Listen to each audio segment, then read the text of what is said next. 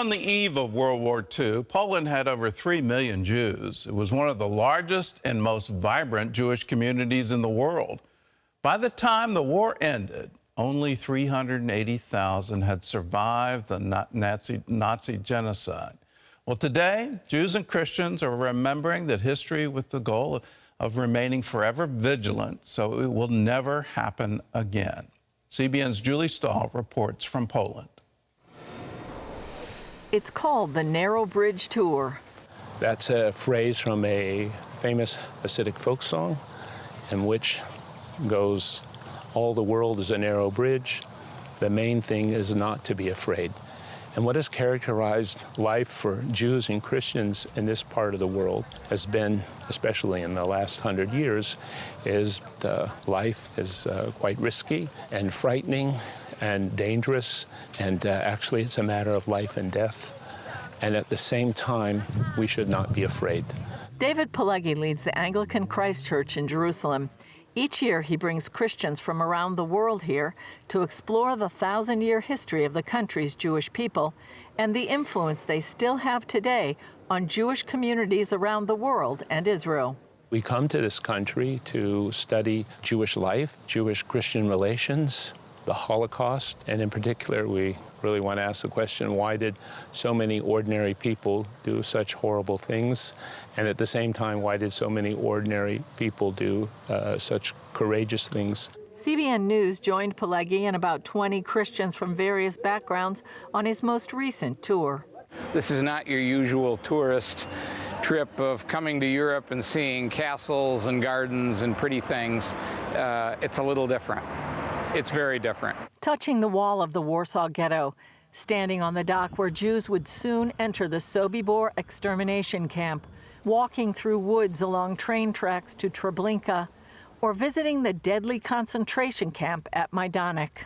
This is about what happened to the Jewish community in Poland that for 1,000 years got along quite well with non-Jews, and then when World War II came, was completely extinguished from this nation. It includes stories of Jewish communities told in the cities and towns where they lived in eastern Poland, like the story of Tykocin. We're in this town as a group to discover why were Jews here in such large numbers. I mean, we're in a very rural part of the world. Invited here by the Polish nobility more than 800 years ago to help develop the country, these Jewish people thrived, and by the eve of World War II had grown to 3.5 million, the world's largest Jewish community. Many Polish aristocrats, they had estates in rural areas, and Jews managed those estates, collected taxes for them, did any number of things, and ultimately helped the Polish aristocracy grow food and take that food up the Polish river system and to export it to different places around the world. And Poland grew economically and politically, really thanks to the help of the Jewish people. In August 1941, however, the Nazis rounded up the Jews of Tykocin and told them they were going to the ghetto in Białystok. Instead, the Nazis marched or drove them out of town to a nearby forest. Overnight, here in this beautiful forest, Nazis murdered more than 2,400 Jews and buried them where they dropped. Part of the community that had helped build Poland's economy wiped out in a day. It's very hard to look at the Holocaust and to think about the suffering people. I think one of the great things about this particular trip is that we're also studying the Jewish heritage site. Thousands of these mass graves can be seen throughout Central and Eastern Europe. Even before the death camps or gas chambers, the shooting deaths of millions of Jews and others became known as the Holocaust by bullets. At some of these sites, participants recited the Kaddish, the Jewish mourner's prayer that proclaims the greatness of God.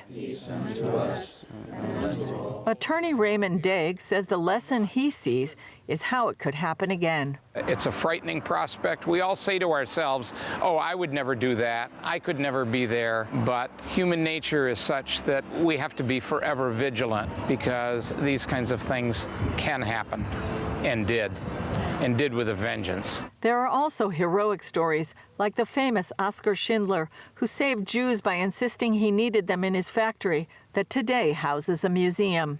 In Krakow, Tadeusz Pankiewicz owned a pharmacy in an area designated as the Jewish ghetto. As a non-Jew, he and his staff were supposed to leave, but he fought to stay. They observed the Nazis rounding up the Jews, humiliating them and shooting them. Under penalty of death, they secretly tried to help sick and starving Jews and even hid some Jews in the pharmacy. Bible translator Professor Brad Young says it's important to be in the place where things happened to fully understand the history. We must learn the history of the Jewish people and understand the connection that we have as Christians with the suffering of the Jewish people in history. Bishop Julian Dobbs, a longtime student of Jewish history, says he came to Poland because so much of it happened here. I believe that we understand our Christian faith more fully when we do so through a Hebraic lens. Therefore, understanding the place of the Jewish people, both in our faith through the scriptures, but also in the history of the Jewish people, deepens our understanding of our own faith journey. Pileggi says for years he taught people about the Jewishness of Jesus and Jewish roots of Christianity, but it seemed artificial that interest in the Jewish people stopped when the New Testament was written.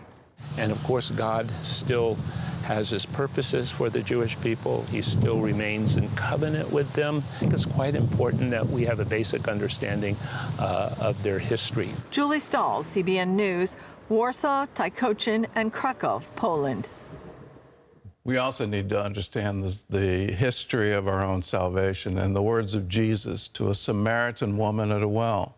Salvation is of the Jews. Without the Jewish people, there is no Messiah.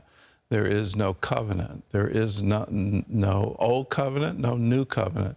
None of that happens without the Jewish people. We need to honor them.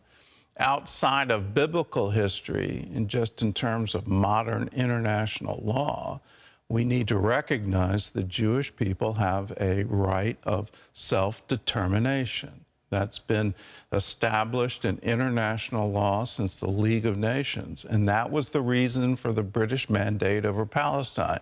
That's the reason the modern state of Israel came into being, to allow the Jews to have self-determination. Let's never turn away from that. That is a noble aspiration for all people across the planet. Can they have the ability to defend themselves, establish their own nation, establish their own future? Let's all stand with Israel.